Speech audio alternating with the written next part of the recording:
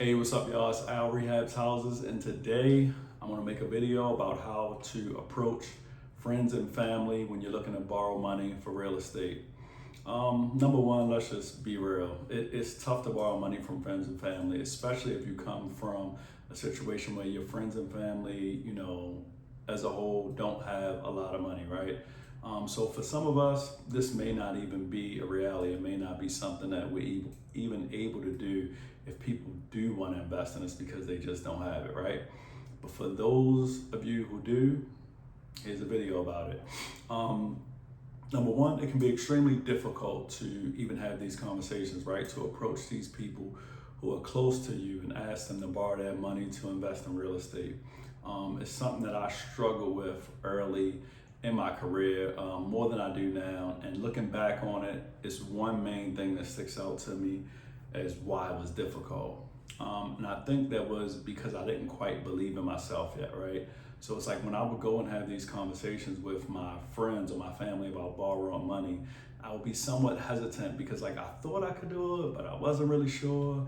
And it came out that way, right? And so it made them nervous, or it made them apprehensive about it because I'm asking you to borrow money that you worked and saved over years and years, and I'm saying it in a way that I don't sound definitive about my ability to find this house and fix it up and sell it, right? And so it came across as me asking them for a favor, right? Instead of me presenting them with an opportunity. And so in reality, when you approach these people, you have to think of it like you're doing them a favor, right? You're giving them an opportunity to put money that they would have somewhere, making less of a return, into an investment where they can make more of a return in, either a similar period of time or less time.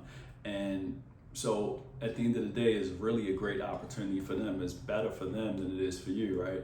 And so once I shifted my thinking from it being a favor to it being an opportunity, I became a lot more comfortable having those conversations than I was initially, right? So I think that that's number one. It's like when you're just getting going, you are already nervous about your ability to do this. Like you're like, oh man, can I fix this house up? Is it gonna work? And so, you're like, I don't want to take my aunt's money or my cousin's money or my brother's money and invest in this property, and then it doesn't work out the way I planned on it, and then I have to deal with that, which is understandable. You should feel that way. Like you should feel an added sense of responsibility when you're borrowing money, especially from people that are close to you, to return the investment. And really, whose ever money you're borrowing, right? You always want to be able to return your investors at least their initial principal. And that's why you're here, right? To learn about investing, to get to the point where you feel comfortable enough taking money or using your own money to do properties because you know that you can get from the beginning to the end, right? So number one, you have to believe in yourself. And two, again, you have to remind them that investing in you would give them an opportunity to make a greater return than what they would earn, in a savings account or wherever their money is, right?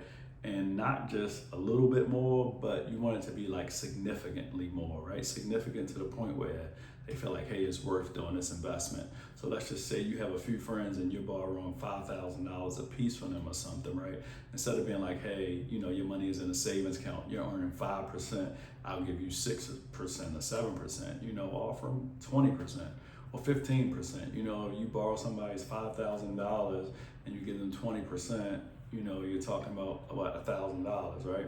So you're giving them $1,000, let's say it's for 6 months or 4 months, however long it takes you to finish a property.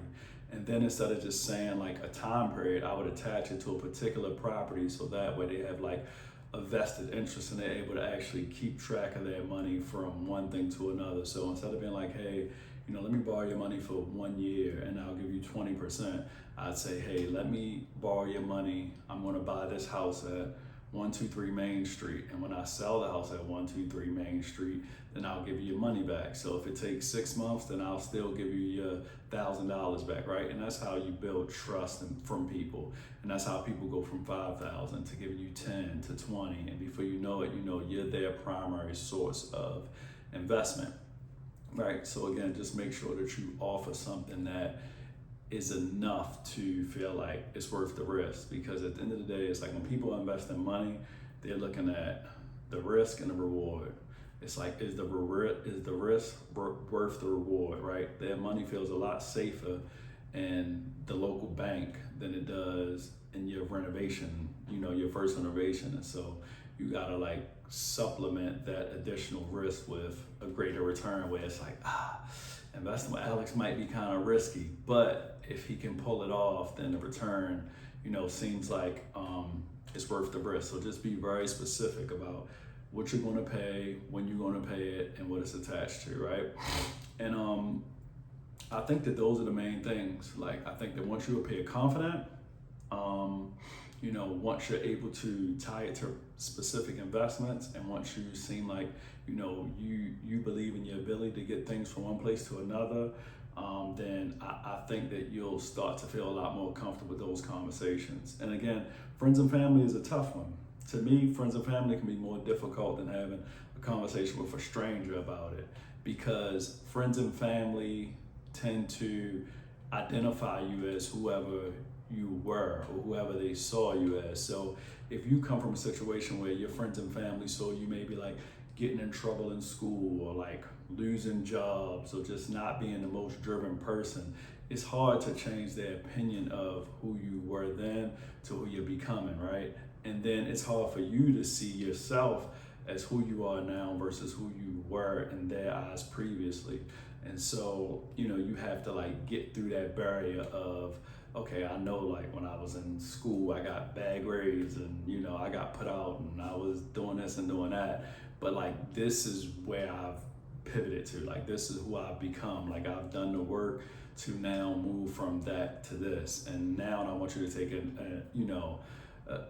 not even a chance. See, I'm about to say take a chance, like you're doing me a favor. But now I want to give you this opportunity to grow with me in this new business venture that I'm doing, right?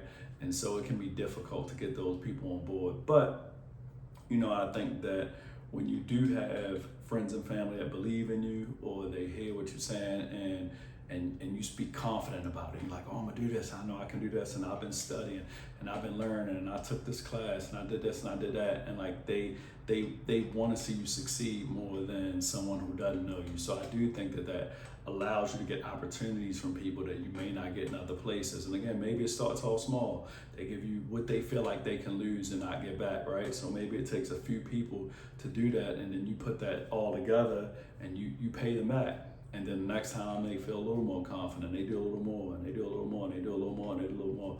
And before you know it, you have the money that you need to continue going on, where you may not even need to go to hard money all the time. Sometimes you may just be able to raise it through friends and family, right? And so just start there.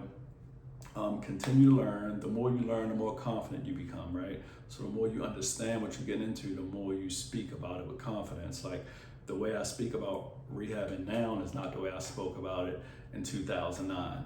It's like the way I viewed people's investment in 2009 and the way I view it now is totally different. Back then it was a favor. Now it's like, I'm doing you a favor, right? So it takes time to build that, and that only came through repetition of doing it over and over and over and over again, to the point where now I look at myself as being just as risky as the market.